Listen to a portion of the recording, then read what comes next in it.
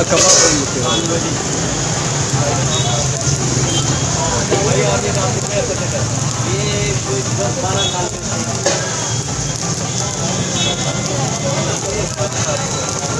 और ये रोटी तो करने को ये क्या होगा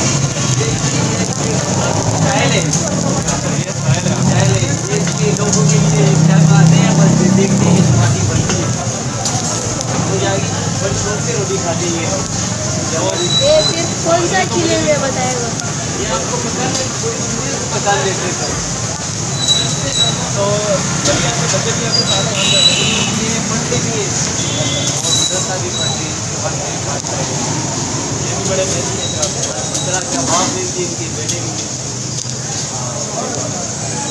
चले भाई बहुत बहुत शुक्रिया आपने टाइम दिया अल्लाह आपको चाहिए भाई बहुत शुक्रिया